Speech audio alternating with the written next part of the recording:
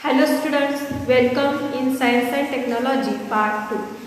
In that we have started topic number 9, Environmental Management. In last video we have completed topic number 4, Measurement of Matter. Okay student, let's start a new topic, Environmental Management, Science part 2. Let's discuss question and answer first. How does the atmosphere affect our daily life? Our all activities, agriculture, all activities depends on the atmosphere or climate. Second question is, forecast about which weather related factors are given during news bulletin on Doordarshan and Akashvani. In Doordarshan and New Bulletin, the temperature are mentioned there, and whatever temperature present and rainfall, and these all are mentioned in a news bulletin. Okay student, then what is mean by weather and climate? Let's discuss about it. Atmospheric condition at a specific time at a particular place are referred to as weather. Atmospheric condition depends upon variety of factors. These factors are present or shown in this diagram present on your screen. Okay, we frequently express our opinion about the weather by making statement like, today it is too cold and it is very hot. Okay, weather depends upon the prevailing conditions of the air. The climate of a particular region is the average of daily reading of various weather related parameters recorded by several years. Hence, climate is a long term predominant condition of the atmosphere. तर विद्यार्थी मित्रांनो, weather आणि climate म्हणजे काय हे आपण आता अभ्यासत आहोत. तर वेदर म्हणजे काय की एखाद्या ठराविक ठिकाणची विशिष्ट असं तापमान किंवा एका विशिष्ट वेळेला घेतलेली नोंद म्हणजेच वेदर होय. तर क्लायमेट म्हणजे एन्व्हायरमेंटमध्ये जे सडन चेंजेस होतात ते मेन्शन केलं जातं. तर आता वेदर जे आहे किंवा क्लायमॅटिक फॅक्टर जे आहेत ते वेगवेगळ्या गोष्टींवरती अवलंबून असतं. जसे की तुम्हाला या चार्टमध्ये दिसत आहे, the weather related climate factor. Okay, atmospheric pressure, sunlight, clouds, humidity, rainfall, visibility, temperature, etc. These are the weather related climate factor. Okay, this chart is very important for activity based question. The question is given and fill in the blanks are given in the boxes and you have to complete this chart. Or also 2 mark question is come from this diagram. Write the different factors related to the weather climatic factor. And your answer is atmospheric pressure, sunlight, cloud, humidity, rainfall, visibility and temperature. तर हा जो तक्ता दिसत आहे विद्यार्थी मित्रांनो, हा फार महत्त्वाचा आहे. याच्यावरती कृतीयुक्त प्रश्न विचारला जाऊ शकतो किंवा 2 मार्काचा प्रश्न विचारला जाऊ शकतो की वेदरवरती अफेक्ट करणारे कोणकोणते घटक आहेत ते लिहा. तर इथे एकूण 7 घटक दिलेले आहेत. तुम्हाला हे घटक पाठ असणं आवश्यक आहे. हा महत्त्वाचा चार्ट आहे. Okay student, let's move towards our next point, that is changes in weather. Climate does not change continuously. Climate is that which remains constant in a region for long duration. Thus we see that weather is related to the specific location and specific time, whereas climate is related to the longer duration and longer area.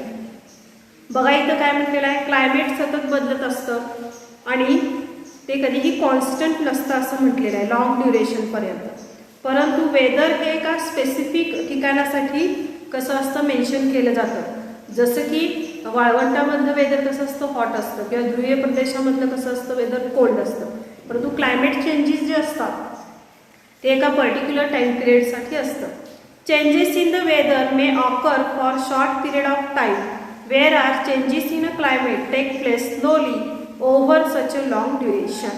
काय म्हटलेलं आहे बघा की जे changes होतात वेदरमध्ये ते कसे असतात, शॉर्ट पिरियड ऑफ टाईमसाठी असतात आणि क्लायमेटमध्ये जे चेंजेस होतात ते होण्यासाठी मात्र लॉंग ड्युरेशनची आवश्यकता असते. Climate plays a very important role in our day-to-day life. It influences our basic need like food, clothing, shelter as well as our occupation. बघा काय म्हटलेलं आहे, क्लायमेट हे आपल्या दैनंदिन आयुष्यासाठी फार महत्त्वपूर्ण भाग आहे, कारण क्लायमेटवरतीच आपलं सर्व ऑक्युपेशन किंवा सगळ्याच गरजा ह्या क्लायमेटवरती आधारित असतात. Climate is especially important for organic country like India. Various climate factors like direction and speed of wind, temperature, atmospheric pressure, etc. are considered during construction of runway, seaport, huge bridges and skyscrapers, etc. तर बघा, जर आपण हवामानाचा किंवा क्लायमेटचा जर विचार केला तर आपल्या सगळ्याच बेसिक गरजा किंवा आपला जो व्यवसाय आहे ते सर्वच क्लायमेटवरती अवलंबून असतं. क्लायमेटमध्ये चेंज झाला तर ह्या सर्वावरती काय होऊ शकतो, विपरीत परिणाम होऊ शकतो.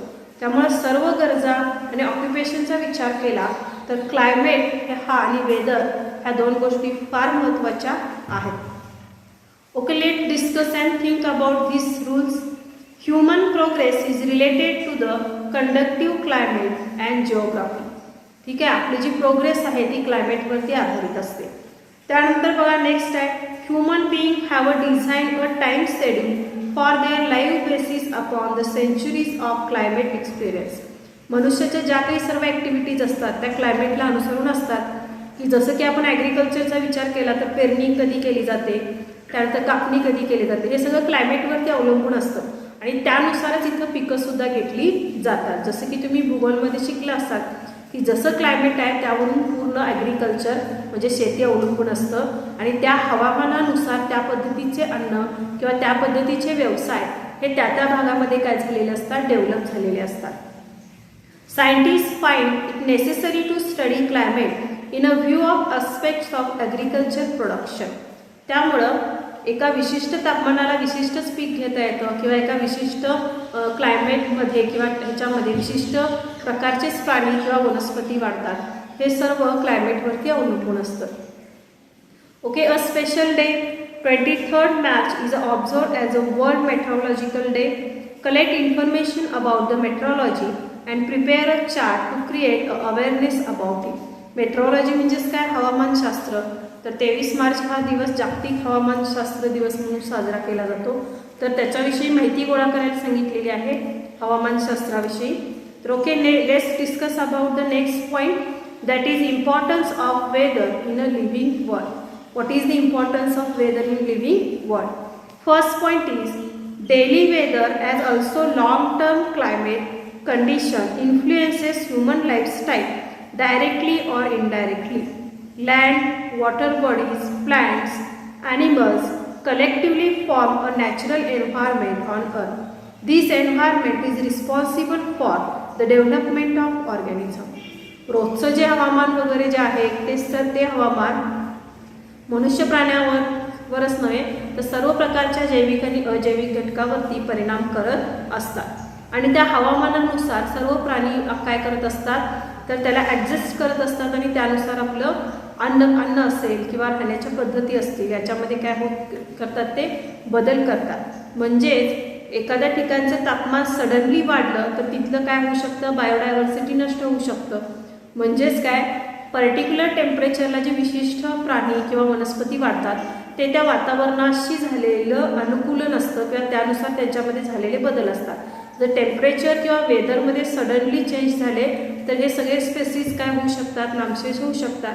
म्हणजे अगदी हवामान हा ऑर्गॅनिझम्सच्या जीवन आणि मृत्यूशी निगडीत आहे असं सुद्धा आपण म्हणू शकतो. त्यानंतर नेक्स्ट बघा, the climate of a particular region helps to determine a diet, clothing, housing, occupation, lifestyle of people that region. For example, characteristic lifestyle of Kashmiri and Rajasthani people. तर बघा, क्लायमेटवरती जर फक्त आपण मनुष्याचा विचार केला तर ज्या पद्धतीचं क्लायमेट त्या ठिकाणी असतं त्यानुसार मनुष्याचं राहणीमान, त्याचं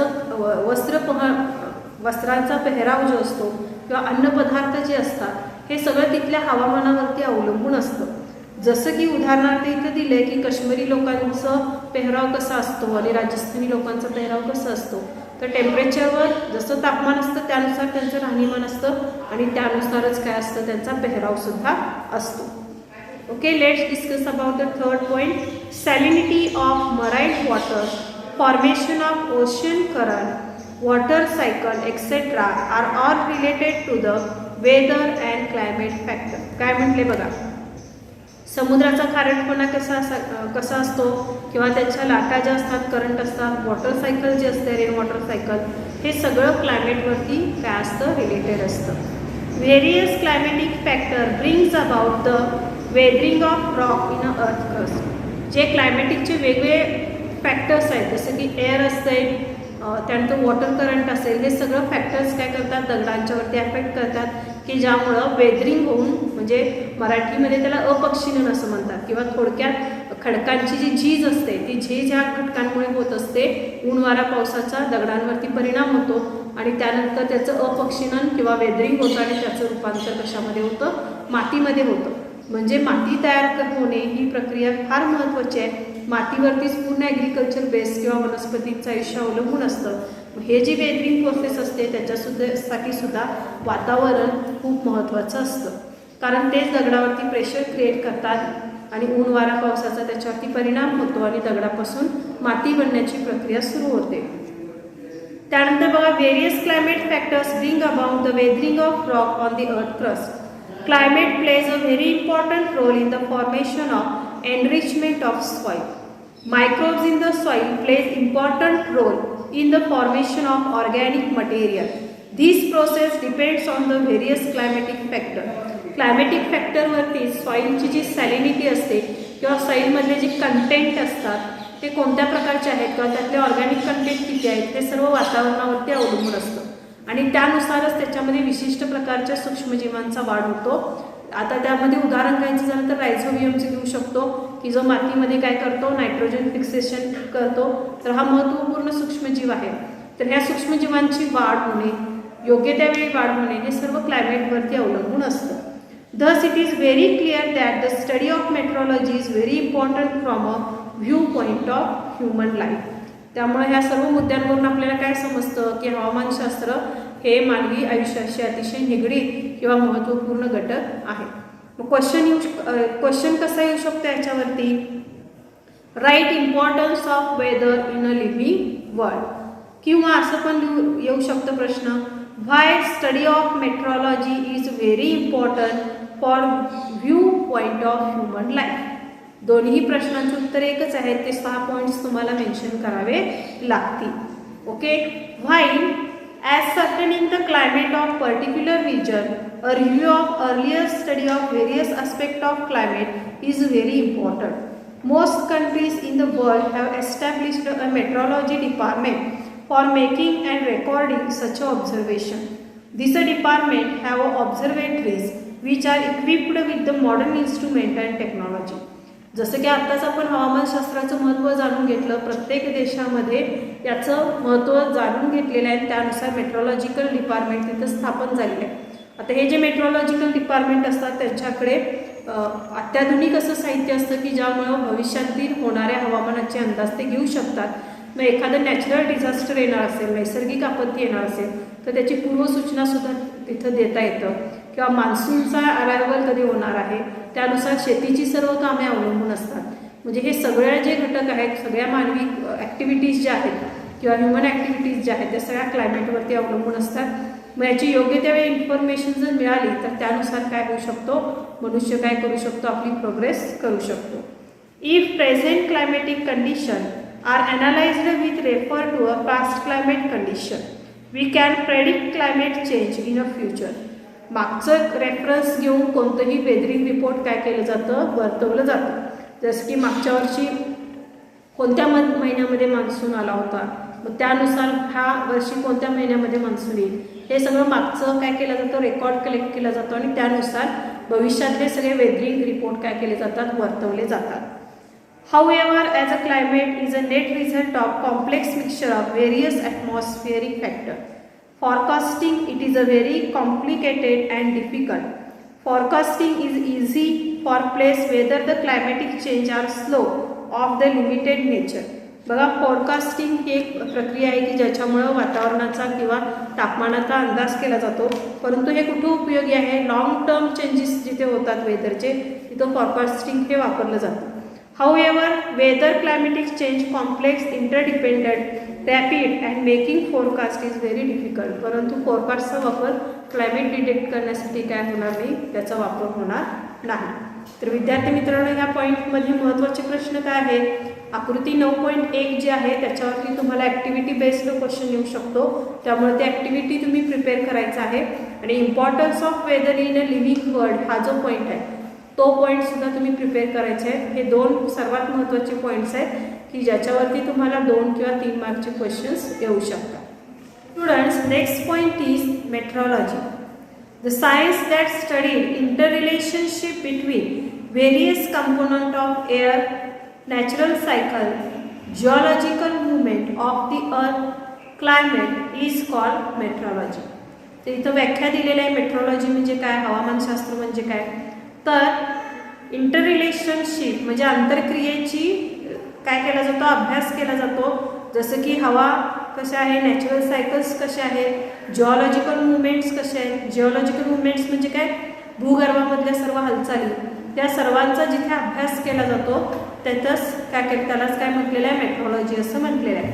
metrology includes the study of storms, clouds, rainfall, thunder, lightning etcetera. याच्या व्यतिरिक्त हवामान खात्यामध्ये काय काय केलं जातं, वादळी वारे किंवा हाय रेनफॉल होणार असेल, लाइटनिंग होणार असेल, तर ह्या सर्व घटकांचा सुद्धा काय केला जातो, अभ्यास केला जातो किंवा त्याच्याविषयी वर्तवलं जातं.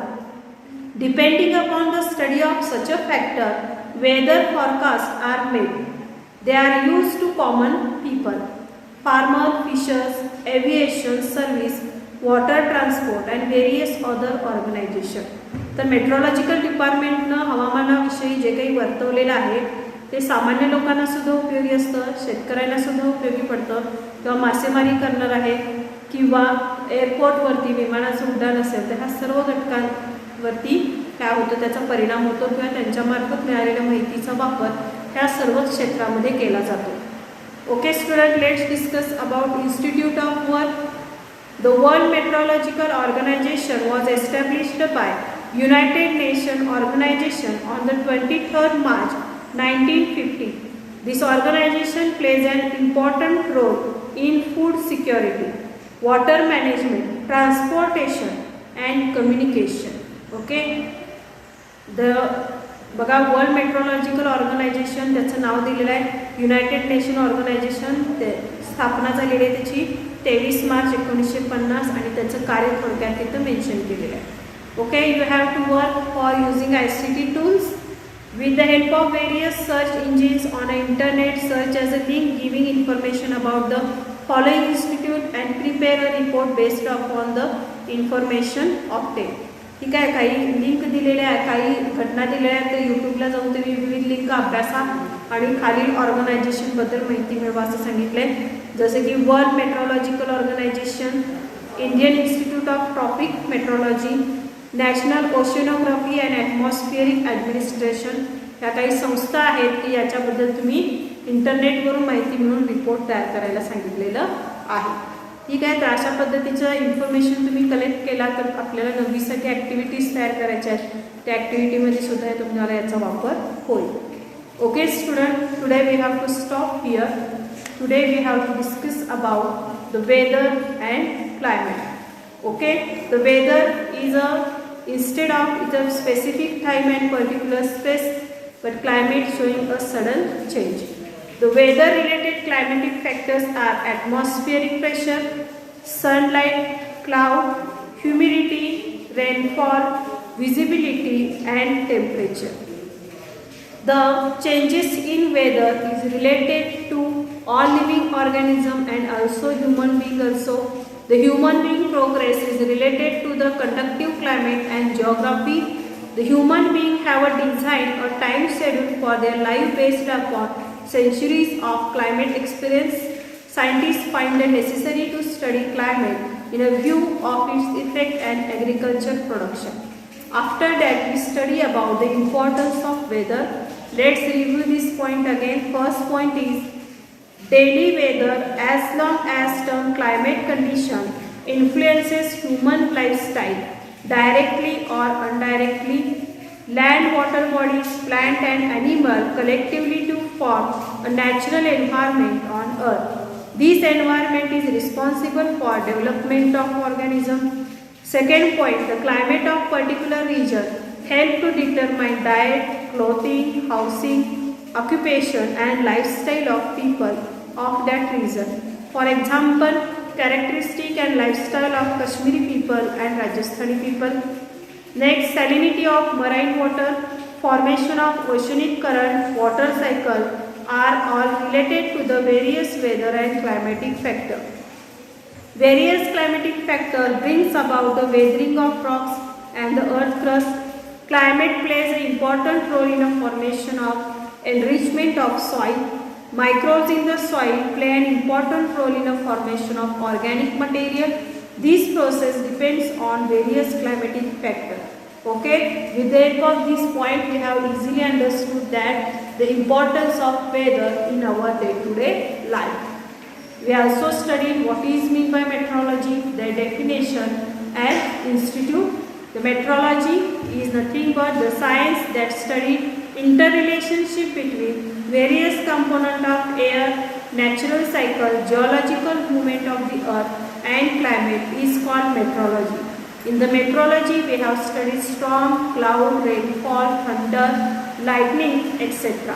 Depending upon this factor, the weather forecast is made and they are useful for common people, farmers, fisheries, aviation service, water transport, various other organizations, etc. We also studied about the United Nations organization that is established in 23rd March 1950. Okay student, today we have to stop here. See you in next video with next point. Till then you have to solve the question present on your screen. Thank you.